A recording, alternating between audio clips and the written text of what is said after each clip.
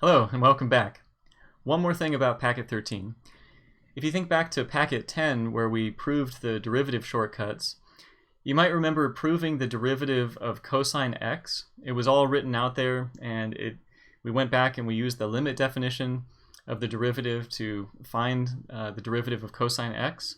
And we ended up having to use like the addition formula for cosine to break things up, and we had a couple of special limits that we said evaluated to either 0 or 1.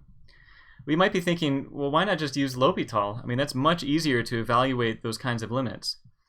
But as the notes is saying, with L'Hopital, sometimes it can lead to circular reasoning. So for example, if we are trying to figure out what the derivative of cosine x is using the definition of the derivative, well, the first step would be the derivative of cosine x with respect to x. That would be by the limit definition of the derivative. The limit as x approaches 0 of, here's your f of x plus h minus f of x all over h.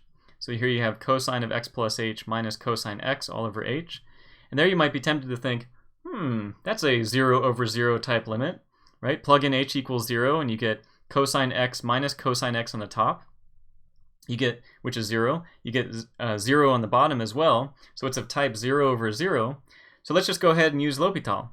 All right, well, the derivative of, let's see, we have the derivative with respect to h of cosine of x plus h. Well, that's going to be derivative of outer, which is negative sine, and then you leave the inside alone, that x plus h, times the derivative of the inside, which would just be 1. Derivative of cosine x, well, x is like a constant with respect to h, so that would be 0. So that would disappear, and then derivative of h would be 1. And then you go, oh, okay, so limit as h approaches 0. Well, there we go. Plug in the h equals 0, and now you've got negative sine x, which is exactly what the derivative of cosine x is. And then call it a day.